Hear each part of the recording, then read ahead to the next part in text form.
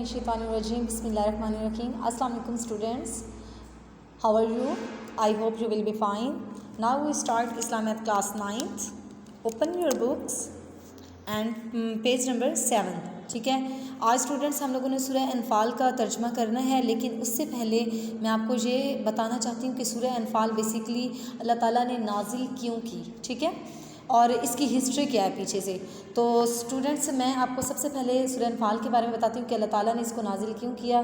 انفال جو لفظ ہے وہ ہے عربی زبان کا. ٹھیک ہے، اور اس کو کہتے ہیں، انفال کو کہتے ہیں اردو میں جو ہے اس کا مطلب ہے مال غنیمت.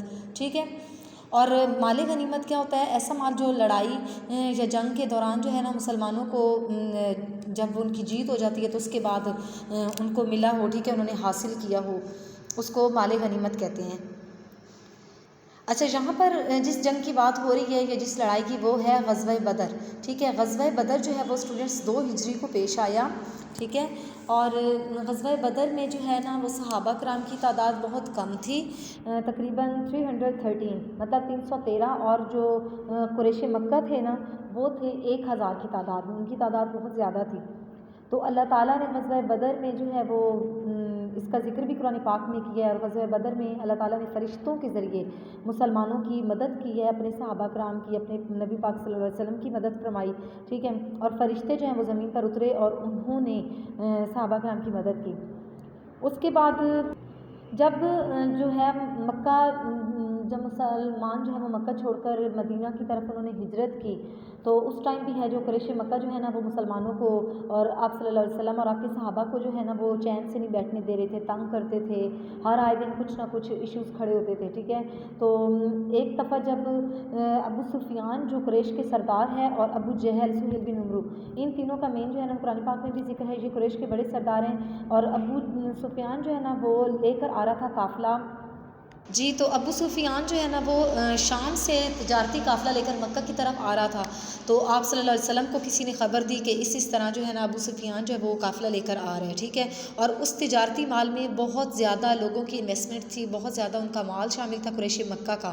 ٹھیک ہے، اور یہ جو واقعہ ہوا ہے نا یہ 2 ہجری کا واقعہ ہے. ٹھیک ہے، 2 ہجری کا واقعہ. اور پھر آپ صلی اللہ علیہ وسلم نے اپنے صحابہ کو اکٹھا کیا اور ان پر حملہ کرنے کا حکم دیا، کیونکہ قریش جو ہے نا وہ آپ صلی اللہ علیہ وسلم اور آپ کے ساتھیوں کو مدینہ کی ہجرت کے بعد بھی جو ہے نا وہ چین سے نہیں بیٹھنے دے رہے تھے.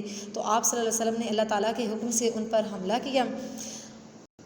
تو اس غزوے کو، یہ جو لڑائی ہوئی تھی اس غزوے کو پھر بدر کا نام دیا گیا، کیونکہ یہ ایک بدر جو ہے یہ کنویں کا نام ہے. ٹھیک ہے، جہاں پر یہ لڑائی لڑی گئی، تو بدر اس جگہ کا نام ہے، تو اس لیے اس غزوے کو بھی، اس لڑائی کو بھی بدر کا نام دیا گیا ہے. اس لڑائی کے بعد جب اللہ تعالیٰ نے خوشخبری دی آپ صلی اللہ علیہ وسلم کو اور آپ کے صحابہ کرام کو، جیت کی خوشخبری دی. ٹھیک ہے، آپ لوگوں نے وہ جنگ جیت لی اور قریش مکہ جو ہے وہ ہار گئے. تو اس کے بعد جو مال غنیمت صحابہ کرام نے اور آپ صلی اللہ علیہ وسلم نے وہاں سے حاصل کیا، اس کے بارے میں یہ مین جو ہے نا بیسکلی یہ جو صورت ہے وہ نازل کی گئی ہے. کیونکہ صحابہ کرام نے کچھ کہتے تھے کہ ہم نے بہت محنت کی ہے، کچھ کہتے تھے ہم نے بہت محنت کی ہے. صحابہ کرام اس بارے میں ان کے درمیان جو ہے نا وہ ایشوز کھڑے ہو رہے تھے کہ ہمیں زیادہ مال غنیمت ملنا چاہیے اور یا ہمیں زیادہ ملنا چاہیے. تو اس کے بارے میں پھر اللہ تعالیٰ جو ہے قرآن پاک میں یہ صورت نازل کی.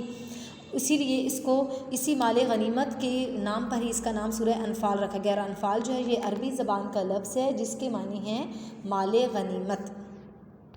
اچھا جی، اس کی جو ٹوٹل آیات ہیں اسٹوڈنٹس وہ ہیں 75 آیات ہیں.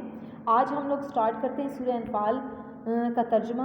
ٹھیک ہے، اتنی میں ہی کروں گی جتنی آپ لوگوں کو ایزیلی یاد ہو سکتی ہیں. چلیں جی، بسم اللہ الرحمن الرحیم. اب درس الاول کا مطلب پہلا سبق سورہ انفال. انفال کا میں نے ابھی آپ کو مطلب بتایا. انفال کہتے ہیں مال غنیمت کو. بسم اللہ الرحمن الرحیم. شروع خود اللہ کا نام لے کر جو بڑا مہربان نہایت رحم فرمانے والا ہے. یسألونک پوچھتے ہیں یا دریافت کرتے بھی آپ کر لو، ان الانفال مال غنیمت کے بارے میں. اے محمد صلی اللہ علیہ وسلم، مجاہد لوگ یعنی کہ صحابہ کا ذکر ہو رہا ہے. ٹھیک ہے، تم سے مال غنیمت کے بارے میں دریافت کرتے ہیں یا پوچھتے ہیں.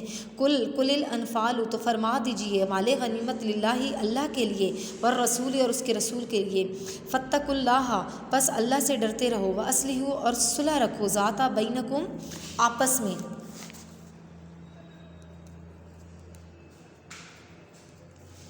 ٹھیک ہے، اور مال غنیمت خدا اور کہہ دو کہ مال غنیمت خدا اور اس کے رسول کا مال ہے، اور خدا سے ڈرو اور آپس میں صلح رکھو۔ وَآتِئُوا اللَّهَ، اور اطاعت کرو، اطاعت کا مطلب حکم مانو، ٹھیک ہے، حکم پر چلو، ایسے بھی آپ کر سکتے ہیں۔ وَآتِئُوا اللَّهَ، اور اللہ کے حکم پر چلو، وَرَسُولَهُ، اور اس کے رسول کے حکم پر، ان کنتم، اگر تم ہو، مومنین، ایمان رکھتے ہو یا مومن ہو، ٹھیک ہے، اگر تم ایمان رکھتے ہو تو خدا اور اس کے رسول کے حکم پر چلو، یعنی کہ ان کی اطاعت کرو۔